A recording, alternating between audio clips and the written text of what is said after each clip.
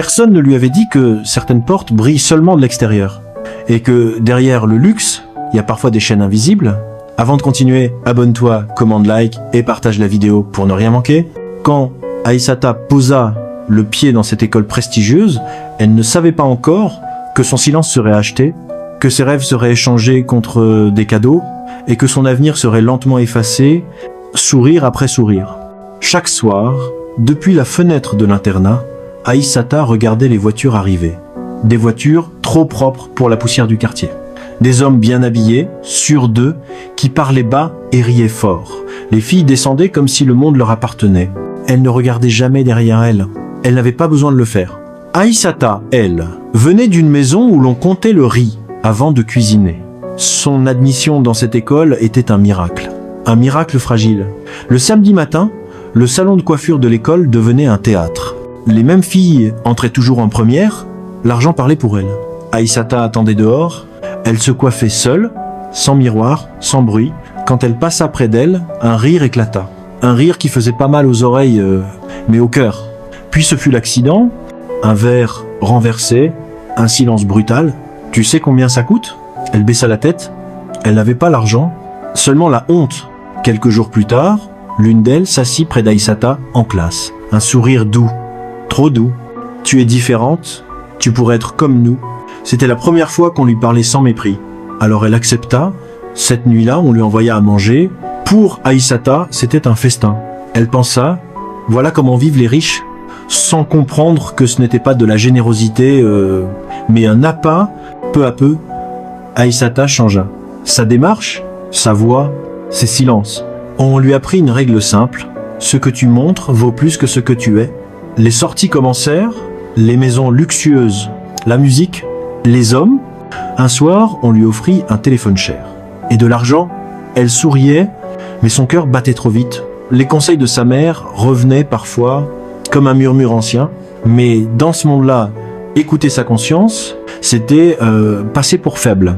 Alors elle se tut jusqu'au jour où tout bascula.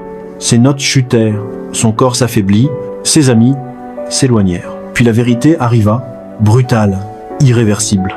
Aïssata était enceinte, elle appela, personne ne répondit. Les cadeaux avaient disparu, les sourires aussi. Elle comprit trop tard, elle n'avait jamais été invitée dans leur monde, elle n'était qu'un passage. Quand elle s'effondra, il n'y avait plus de voitures luxueuses, plus d'hommes élégants, plus de promesses, seulement une chambre blanche. Et le silence. Aïssata ne rentra jamais chez elle. Cette histoire n'est pas seulement celle d'Aïssata, c'est celle de toutes les portes dorées qui cachent des pièges. La richesse sans valeur est un poison lent, et l'argent qui achète le silence finit toujours par voler l'avenir. Écouter ses parents n'est pas un retard. Refuser certaines invitations, c'est parfois se sauver la vie. La mort d'Aïssata fut annoncée discrètement. Pas d'assemblée générale, pas de discours officiel. Dans l'école, on parla d'un malaise, un mot court pour une vie longue de douleur.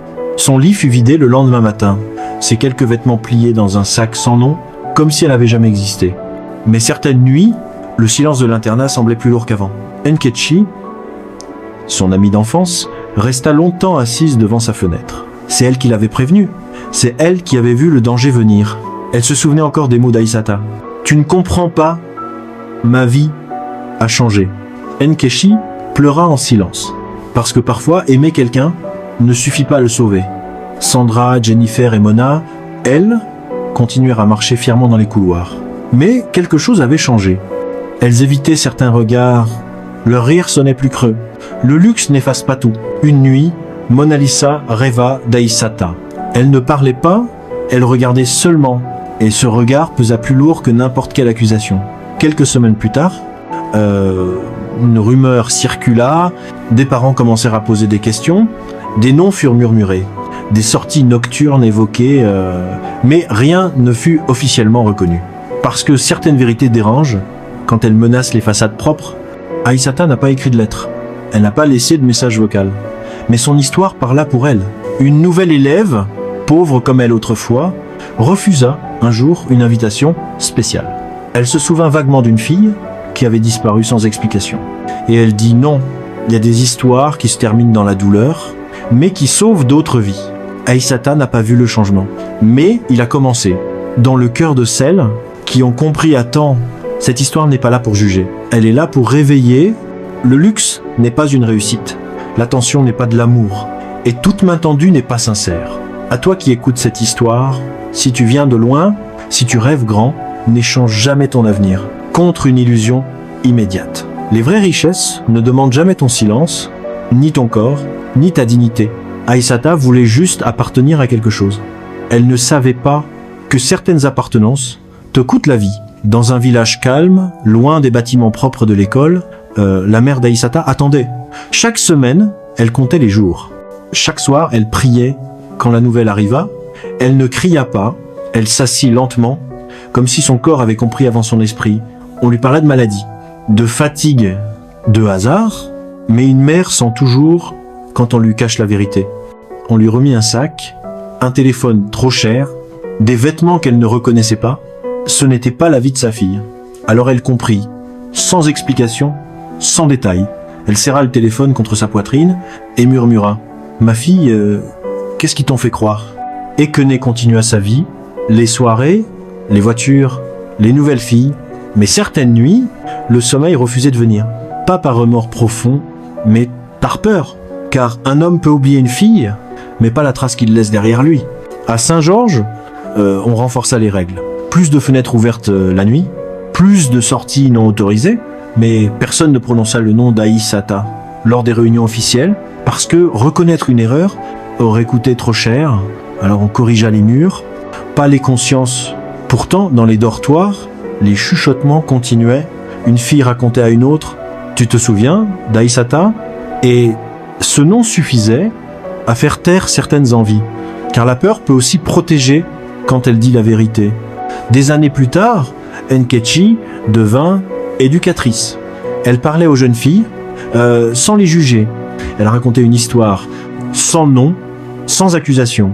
Mais toutes comprenaient, parce que certaines histoires n'ont pas besoin de détails pour frapper juste. Dans nos traditions, on dit « Ah, tout ce qui brille attire, mais tout ce qui attire ne nourrit pas. » Aïssata a suivi la lumière sans voir le feu derrière. Son histoire est une offrande douloureuse, mais nécessaire. Si tu es jeune, si tu doutes, si tu penses que l'argent peut réparer le manque, souviens-toi, ce qui t'élève ne te presse jamais. Ce qui t'aime ne t'achète jamais. Et ce qui est vrai n'a pas besoin de se cacher la nuit. Aïssata n'a pas échoué. Elle a seulement cru trop tôt que le monde allait l'aimer sans lui demander un prix. Abonnez-vous pour ne rien manquer.